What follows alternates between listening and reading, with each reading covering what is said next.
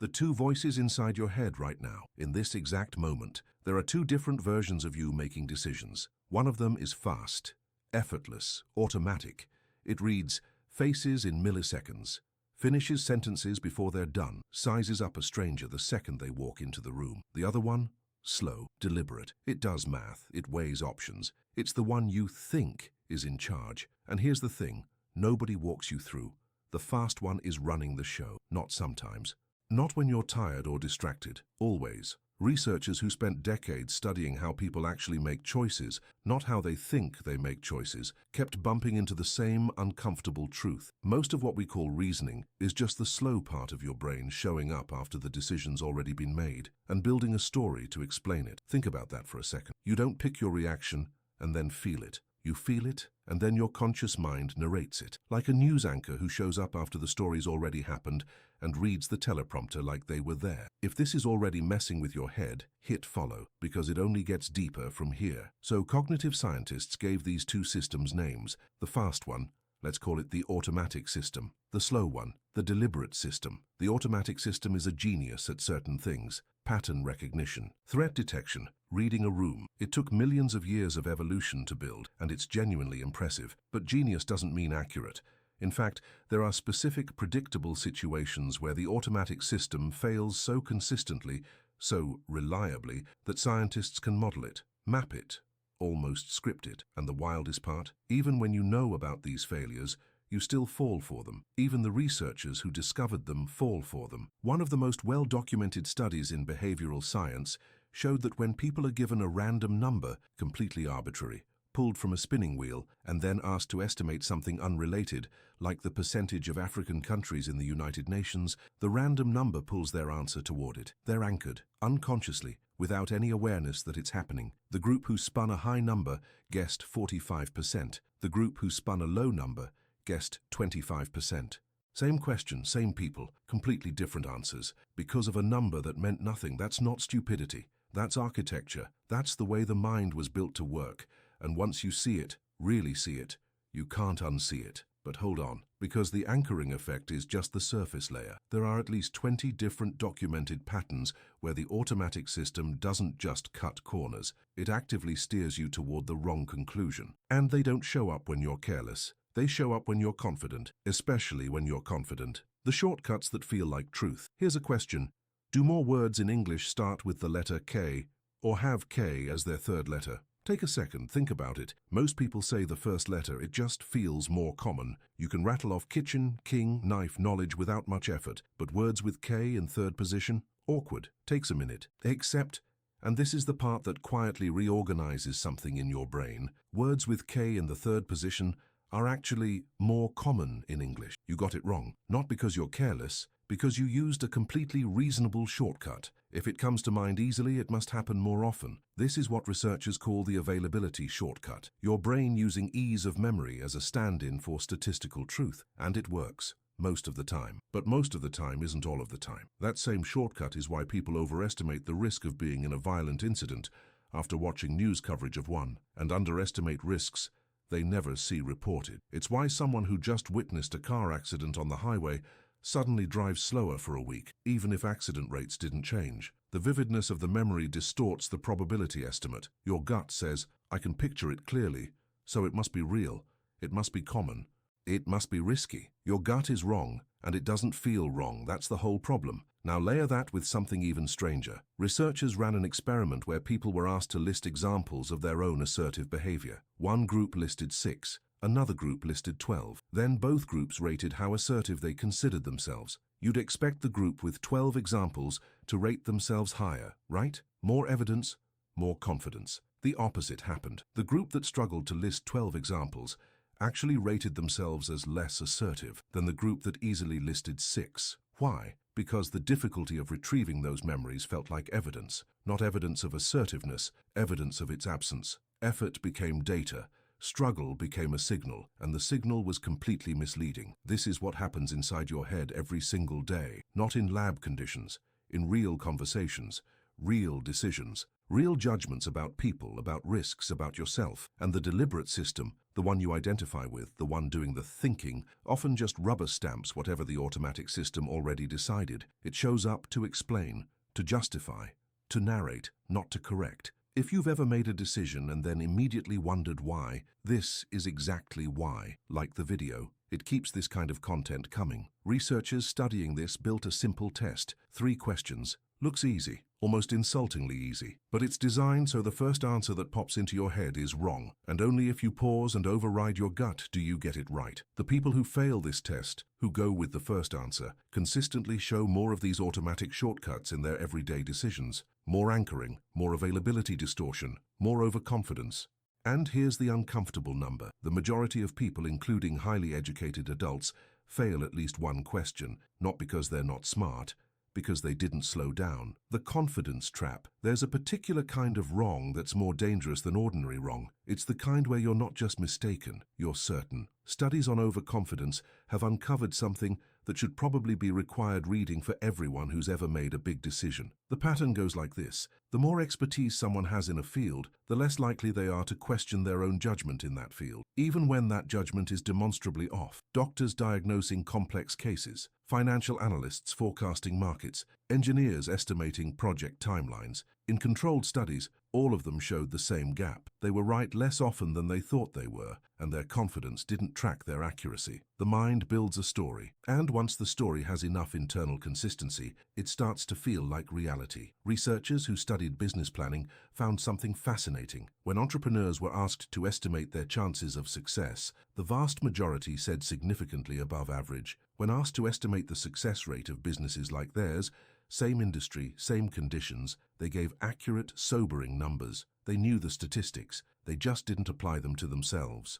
There's a name for this in psychology: inside view. You're so deep inside your own situation, your own context, your own narrative, that you stop seeing yourself as a data point in a larger pattern, and the larger pattern is often brutal. Here's where it gets personal. Think about the last time you felt really sure about something. A judgment call, an assessment of someone's character, a risk you decided was low, a plan you were confident would work. How did that feel from the inside? Probably solid, grounded, like you'd weighed the factors and arrived somewhere reasonable. Now ask yourself, did you account for the possibility that you were missing something? Not in a general, of course anything could go wrong way. Did you actually build uncertainty into your estimate? Did you consider what the base rate, the statistical average outcome for situations like yours, actually was? Most people don't. The automatic system generates a feeling of knowing, and the deliberate system uses that feeling as evidence. Researchers who studied judicial decisions discovered something almost poetic in its absurdness. Judges, when asked to assess appropriate consequences for a hypothetical case,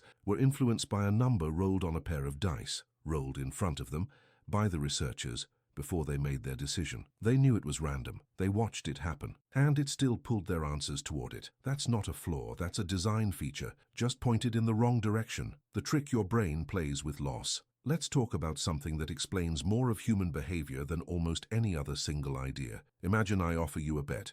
Flip a coin. If it lands tails, you lose $100. If it lands heads, you win $150. Mathematically, that's a good bet. You stand to gain more than you stand to lose. Say, rational agent, purely calculating expected value, should take it every time. Most people don't. And the research behind why they don't quietly rearranges how you understand every negotiation, every relationship conflict, every time someone clung to something that was clearly not working. The asymmetry isn't random. Losses feel approximately twice as powerful as equivalent gains, not because people are irrational, but because the system that processes threat and loss is older, faster, and louder than the system that processes opportunity and reward. Your brain was shaped by an environment where missing a gain was unfortunate, but missing a threat could be fatal. The math is evolutionary, and it runs in the background of every choice you make. This is why someone holds on to a losing investment longer than they should. Selling would make the loss real. It's why people stay in situations past the point where the numbers stopped making sense. It's why the framing of a choice, whether it's described as saving 200 people or letting 400 die, changes what people choose, even when the outcomes are mathematically identical. Let that sink in. Identical outcomes. Different words, different choice. The automatic system doesn't process facts. It processes language, frames, emotional resonance. and it does it before the deliberate system even wakes up. Researchers tested this directly. They presented the same health policy to two groups. One group was told it would save 200 out of 600 lives. The other group was told 400 people will die. Same policy, same numbers, completely different emotional weight, and completely different levels of support. Now you know what most people never figure out. Share this with someone who needs to hear it, and subscribe. There's more where this came from. So here's where you are now. You've got two systems, one that's fast and automatic, running constantly, generating impressions and feelings and assessments before you even know they've started, and one that's slow and deliberate, mostly there to narrate, justify, and occasionally override. The automatic one has shortcuts, around 20 well-documented patterns that lead it toward predictable errors, anchoring, availability distortion, overconfidence, loss aversion, framing effects. You can't remove them, they're structural. They come with the hardware, but you can learn to recognize the conditions where they activate, the specific situations that reliably trigger each pattern, the moments when your gut feeling is doing something more interesting than just being right. And here's the thing about that kind of awareness. It doesn't make the gut feeling go away. You'll still feel the pull of the anchor. You'll still feel the loss more than the gain. The fast system will still show up first every time, but now there's a second before you act, a pause, a moment where the slow system gets a turn. And in that moment, that quiet gap between the feeling and the choice, that's where the whole game changes. Not because you become perfectly rational, nobody does, but because you start asking the right question. Not, what does this feel like? But, what kind of mistake does this situation usually produce? And once you know the answer to that, once you've mapped the terrain, you stop being surprised by where you end up. You start being the person who saw it coming. O sistema automático gera uma sensação de conhecimento, e o sistema deliberado usa essa sensação como evidência. Pesquisadores que estudaram decisões judiciais descobriram algo quase poético em seu absurdo. Juízes, quando solicitados a avaliar as consequências apropriadas para um caso hipotético, eram influenciados por um número sorteado em um par de dados, lançado na frente deles, pelos pesquisadores, antes que tomassem sua decisão. Eles sabiam que era aleatório. Eles observaram o resultado. E mesmo assim, suas respostas foram influenciadas por esse número. Isso não é um defeito, é uma característica do projeto, só que está apontada na direção errada.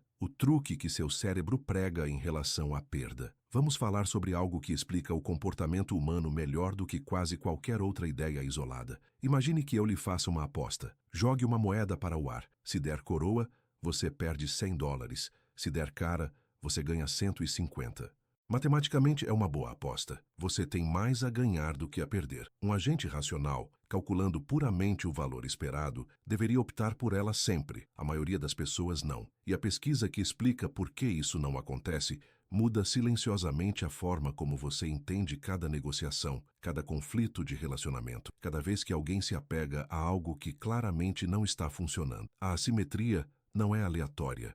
As perdas parecem ter o dobro do impacto de ganhos equivalentes, não porque as pessoas sejam irracionais, mas porque o sistema que processa ameaças e perdas é mais antigo, mais rápido e mais incisivo do que o sistema que processa oportunidades e recompensas. Seu cérebro foi moldado por um ambiente onde perder uma oportunidade era lamentável, mas ignorar uma ameaça poderia ser fatal. A matemática é evolutiva e ela está presente em cada escolha que você faz. É por isso que alguém se apega a um investimento perdedor por mais tempo do que deveria. Vender tornaria a perda real. É por isso que as pessoas permanecem em situações mesmo depois que os números deixam de fazer sentido. É por isso que a forma como uma escolha é apresentada, seja ela descrita como salvar 200 pessoas ou deixar 400 morrerem, altera a decisão das pessoas, mesmo quando os resultados são matematicamente idênticos. Pense nisso. Resultados idênticos. Palavras diferentes. Escolha diferente. O sistema automático não processa fatos, ele processa linguagem, enquadramentos, ressonância emocional. E faz isso antes mesmo que o sistema deliberado desperte. Os pesquisadores testaram isso diretamente. Apresentaram a mesma política de saúde a dois grupos. Um grupo foi informado de que ela salvaria 200 das 600 vidas. O outro grupo foi informado de que 400 pessoas morreriam. Mesma política, mesmos números. Peso emocional completamente diferente. e níveis de apoio completamente diferentes. Agora você sabe o que a maioria das pessoas nunca descobre. Compartilhe isso com alguém que precisa ouvir e inscreva-se. Tem muito mais conteúdo como este. Então, é aqui que você está agora. Você tem 2 sistemas. Um que é rápido e automático, funcionando constantemente, gerando impressões, sentimentos e avaliações antes mesmo de você perceber que começaram. E um que é lento e deliberado, usado principalmente para narrar, justificar e, ocasionalmente, anular. O método automático possui atalhos, cerca de 20 padrões bem documentados que o levam a erros previsíveis, ancoragem, distorção de disponibilidade, excesso de confiança, aversão à perda, efeitos de enquadramento. Não é possível removê-los. São estruturais, vêm com as ferragens, mas você pode aprender a reconhecer as condições em que elas se ativam, as situações específicas que desencadeiam cada padrão de forma consistente, os momentos em que sua intuição está fazendo algo mais interessante do que simplesmente estar certa. E eis a questão sobre esse tipo de consciência. Isso não elimina a sensação ruim. Você ainda sentirá o peso da âncora, ainda sentirá a perda mais do que o ganho. O sistema rápido ainda aparecerá primeiro, sempre. Mas agora você tem um segundo antes de agir, uma pausa, um momento em que o sistema lento ganha uma nova chance. E nesse momento, nesse intervalo silencioso entre o sentimento e a escolha, é aí que todo o jogo muda. Não porque você se torna perfeitamente racional, ninguém se torna, mas porque você começa a fazer a pergunta certa. Nota, qual a sensação? Mas que tipo de erro essa situação costuma produzir? E quando você souber a resposta para isso, quando tiver mapeado o terreno, você deixa de se surpreender com o lugar onde vai parar. Você começa a ser a pessoa que previu tudo.